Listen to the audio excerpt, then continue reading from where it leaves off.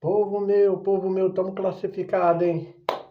Brasil classificado para Copa do Mundo de 2026 na América do Norte, nos Estados Unidos, onde vai ter uma Copa de Mundo de clubes, no México, no Canadá. Brasilzão ontem, nosso Brasilzão de Deus venceu com o gol do Vinícius Júnior, Vini Júnior, aos 44 do primeiro tempo, com assistência do Matheus Cunha, e se classifica com vaga direta, sem pressão, né? O Ancelotti empatou um jogo contra o Equador e venceu o Paraguai por 1-0, 2 jogos, um empate, uma vitória, com um gol feito, e agora tem tempo para trabalhar e pensar nos outros 20 nomes, 30, assim, da lista larga dele de 50 nomes, para a seleção brasileira para a Copa do Mundo de 2026. Antes de falar do jogo, galera, isso aqui é um trabalho, tá? Vamos desabafar. Eu tenho que pagar minha faculdade, eu tenho que voltar a estudar, eu estou em algumas empresas botando vaga para estágio. Eu hoje trabalho com venda, corretor de imóveis na imobiliária do meu pai. Então, se você puder deixar o like ou dislike, não importa, mas faça um movimento que o YouTube, como plataforma, entenda que eu, como criador de conteúdo, tenho um bom trabalho. Eu sei que tem que ajeitar muito minha câmera, tudo, comprar um ring light. Eu estou pensando em botar tipo ESPN mesmo na Copa do Mundo de Clubes, além dos quadros, uma imagem, uma tela melhor, tal. Então, se você puder me ajudar aí, contribuir, vou fazer live no Instagram, contribuir lá no Instagram, que é um perfil profissional também, eu sou muito grato. Deixa o like aí, comenta aí se eu falei alguma besteira, se eu não falei, se eu falei alguma coisa certa, por favor, comenta aí algo tático, técnico relacionado à seleção, qualquer outro assunto aí. Valeu, galera. Me dá essa força aí, por favor. Vamos chegar aos 500 inscritos, que também me ajuda em monetização e patrocínios para fazer algo bacana para vocês. Não só papo de apostas esportivas, nada, mas viagens, prêmios, algo muito maior, né? Que as maiores empresas do mundo estão na internet, estão no YouTube, então me dê essa força, ok? Como como estava falando, seleção classificada para a Copa do Mundo em 2026. O Brasil venceu o Paraguai por 1-0 com gol do Vinícius Júnior aos 44 do primeiro tempo, e um gol que resume muito o jogo. Bola para o Rafinha. Rafinha não consegue fazer uma boa jogada. O Matheus Cunha vai, conserta, vai muito bem a linha de fundo, dá o passe para o Vinícius Júnior. O Vinícius Júnior consegue fazer o gol, chegando melhor do que a defesa do Paraguai. Taticamente, Wanderson, Alexandro, Marquinhos, Alex Ribeiro, que jogou muito bem de novo, Casemiro, Guimarães, Matheus Cunha trocando muito com o Vini e com o Richarlison, né? O Gabriel Martinelli, na verdade, perdão, Matheus Cunha trocando com o Vini e com o Rafinha muito, Gabriel Martinelli no ataque, né? O Richarlison entra no segundo tempo. E o quarteto, Rafinha, Martinelli, Vini Júnior, Matheus Cunha, tentando jogar, né? Depois entra o Gerson também. O Bruno Guimarães jogou muito bem, e eu vou dizer, jogando em casa, todo mundo busca ir muito bem. O Bruno Guimarães na fase ofensiva vai bem, tá? Ele jogou alguma bola muito bacana ontem, e assim como o Gabriel Martinelli, assim como o Vini Júnior, que fez o gol, o Matheus Cunha, que se esforçou, e o Rafinha, que ficou devendo, né? O suposto candidato, o Lamine Yamal, né, a melhor jogador do mundo, ele não rendeu tão bem, né? Na sua volta, né? Estava suspenso na partida contra o Equador, o Estevão substituiu, o Estevão nem entrou ontem. Então, assim, seleção brasileira, muito assim, sempre eu vou repetir, não tem nenhum craque, não tem nenhum gênio essa seleção brasileira. Ancelotti manteve a base, 0-0, 1-0. Agora você precisa encontrar peças, né? Todo mundo vai falar do camisa 10, todo mundo vai falar do meia, todo mundo vai falar da criação.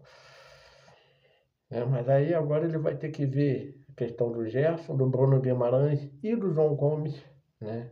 Quem sabe olhar o Arão lá fora, volta a falar muito bem do Ilharão e do Martinelli aqui no Fluminense, Tietchan no Vasco, Marlon Freitas no Botafogo, jogadores que podem estar nessa lista larga.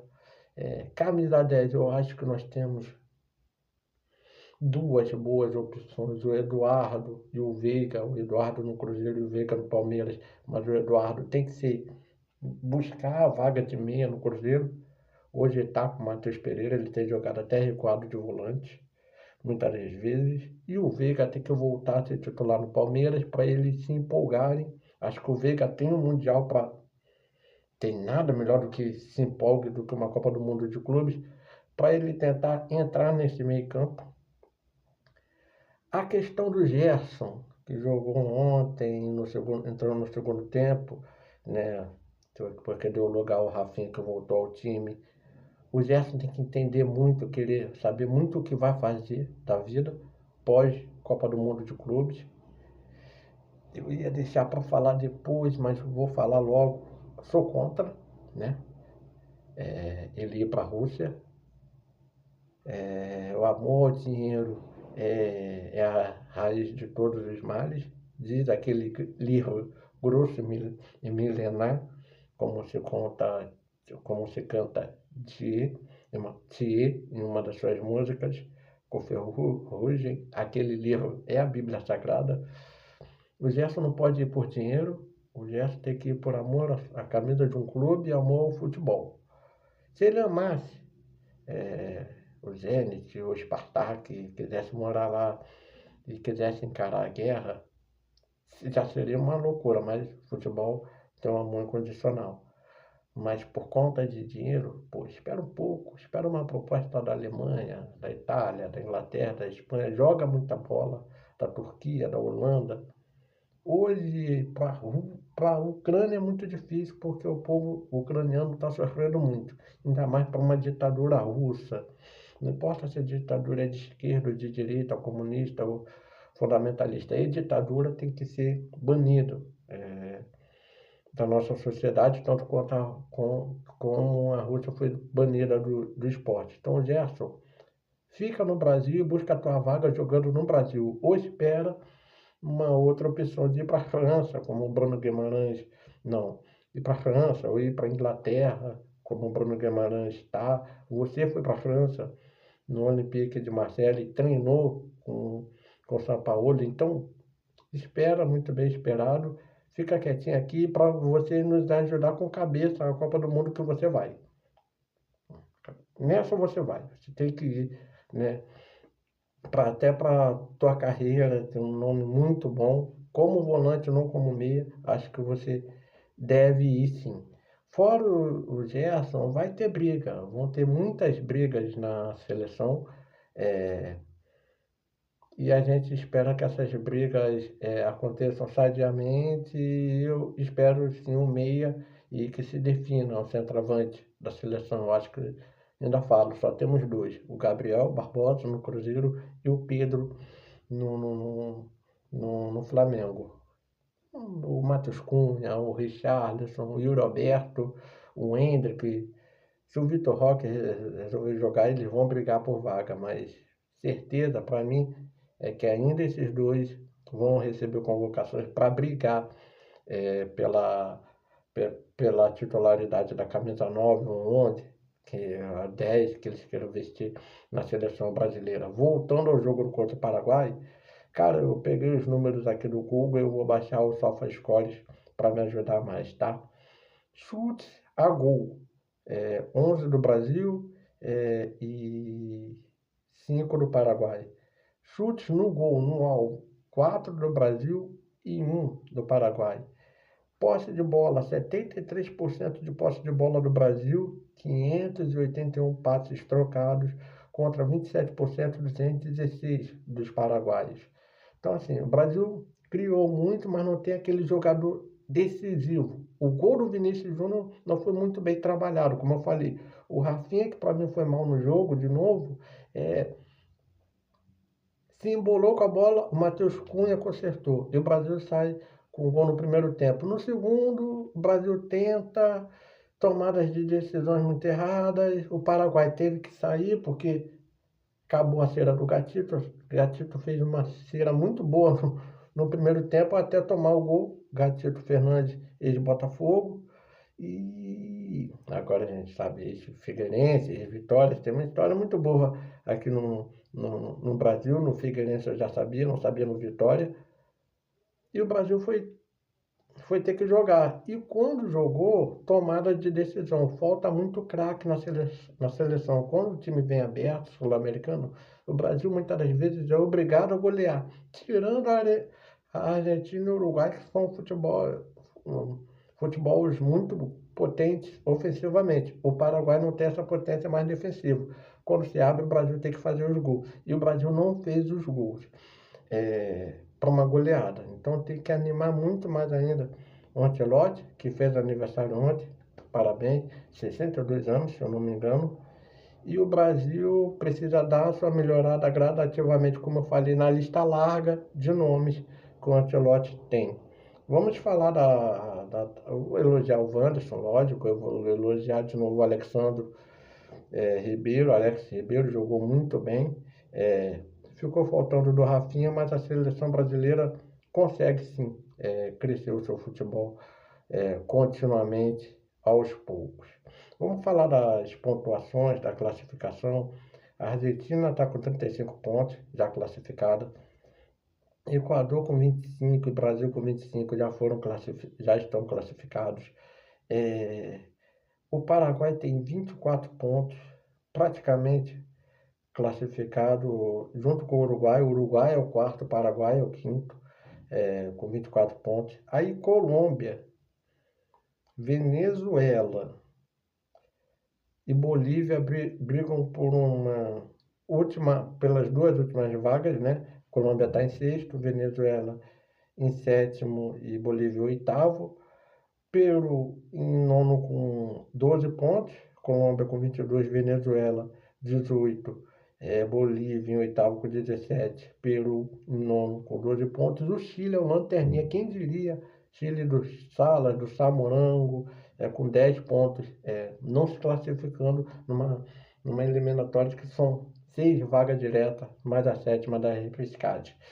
Coisas que muitas das vezes nem o futebol consegue explicar. Chile, que há 3 anos atrás tinha a melhor geração chilena da história, né? Valdívia, Medel, Vidal, Vargas, entre outros. Mas é isso aí. Brasil classificado, Argentina também, Equador também, Uruguai e Paraguai praticamente classificados, com a Colômbia. Só saber essa questão da vaga direta entre Colômbia, Venezuela e Bolívia. Agora, graças a Deus, Brasil classificado. Que possamos se classificar com 31 pontos na segunda colocação, para sermos cabeça de chave e pegar um grupo bem fácil, um caminho bem fácil, territorial na América do Norte. Vai viajar para o Canadá, depois desce para o México, Estados Unidos, que possamos jogar a maior parte do tempo, às vezes, em um lugar só, um país só trocado de lado, leste, oeste. E também crescer o nosso futebol com o tempo. É importante para a seleção nós conseguirmos crescer com o tempo o nosso futebol. Acho que tá bacana, assim, a classificação. Faltam peças, faltam jogadores. Eu espero que o Ancelotti consiga crescer o futebol da seleção brasileira com o tempo. Volto a falar, precisamos se classificar bem, por conta de sermos cabeça de chave de grupo e por conta de logística, que a seleção brasileira busque para ganharmos a Copa do Mundo.